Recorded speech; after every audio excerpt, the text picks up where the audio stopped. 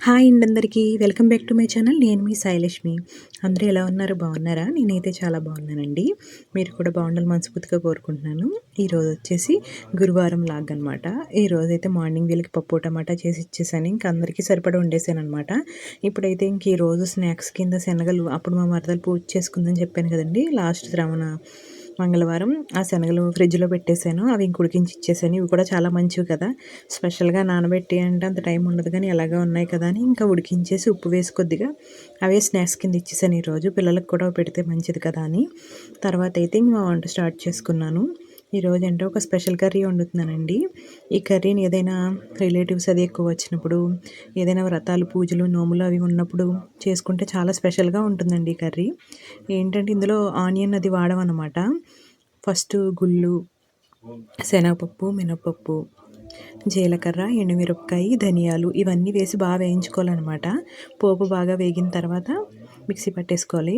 ఇది వంకాయ ధనియాల కారం అండి. ఇది దీంతో దొండకాయ కూడా వండుకోవచ్చు, దీంతోనే చట్నీ కూడా చేసుకోవచ్చు. అది వేరేసారి చూపిస్తాను, ఇంకొకసారి చూపిస్తాను. ఇప్పుడైతే కర్రీ చూపిస్తున్నాను. ఇవన్నీ వేసి బాగా ఎర్రగా వేయించుకోవాలన్నమాట. ఇవి బాగా వేగిన తర్వాత ఇది పౌడర్ చేసేసుకోవాలి, మిక్సీ పట్టేసుకోవాలి. తర్వాత మనం ఏమైతే వండుకుందాం అనుకుంటున్నాం, వంకాయ వండుదాం అనుకుంటున్నాను నేనైతే. వంకాయలు ముందు నూనెలో మగ్గించేసుకోవాలన్నమాట. బాగా మగ్గిన తర్వాత అందులో నేను కొంచెం శనగలు ఉంటే ఇంక యాడ్ చేస్తాను. ఇంకొంచడం ఎందుకు మళ్ళీ కొంచెం దాచడం అని చెప్పి, బాగుంటుందని చెప్పి. వంకాయలు బాగా మగ్గిపోయిన తర్వాత ఉప్పు, పసుపు, కొద్దిగా కారం వేస్తే వేసుకోవచ్చు, లేకపోతే లేదు. ఇందులో కూడా ఉంటుంది కదండి, కారం సరిపోతుంది. ఈ ధనియాల కారం వేసి కలిపేసుకోవాలండి. టేస్ట్ అయితే చాలా బాగుంటుంది. కాకపోతే ఈ కర్రీలో కొంచెం నూనె ఎక్కువ పడుతుంది అనమాట. పొడి పొడిగా ఉంటే బాగోదు. ఇది కారం పెట్టిన కూర కదా, వంకాయ ధనియాల కారం ఇది. అందుకు కొంచెం పొడి పొడిలాడితే బాగోదన్నమాట. కొంచెం ఆయిల్ ఎక్కువ పడుతుంది అన్ని కర్రీస్ మీదను.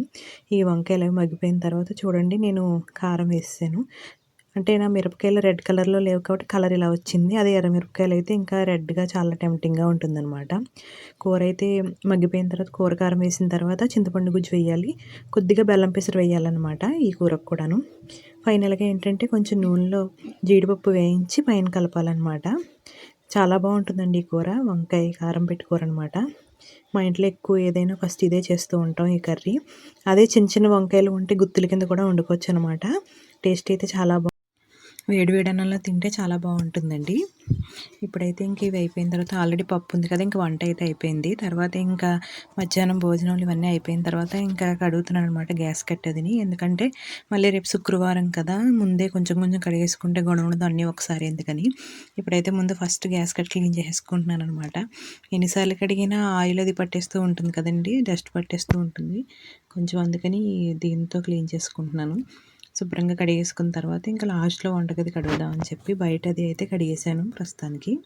ఇంక ఈవినింగ్ టిఫిన్స్ వేయండి అందరికీ, ఎందుకంటే మా అబ్బాయి కొద్దిగా రొంప పెట్టింది, కొంచెం ఇడ్లీ వేస్తే బెస్ట్ కదా అని అనుకుంటున్నాను. భోజనం తినలేడు కదా అని చూడాలి, వీలుని బట్టి చేస్తాను. ఇప్పుడైతే ఇది అయిపోయిన తర్వాత ఇంకా మిగతా పనులు బట్టలు అవి అయితే ఉతికి ఆరేసాను. ఇంక ఇవన్నీ కడిగేసుకున్నాను అనమాట. ఇంక గిన్నెలు ఇవన్నీ వాష్ అయిపోయి అక్కడ లేని మొక్కలు అవి వస్తున్నాయని కొన్ని క్లీన్ చేసి ఉంటే అవన్నీ పీకేసాను అనమాట. నా వీడియోస్ నచ్చితే లైక్ చేయండి, షేర్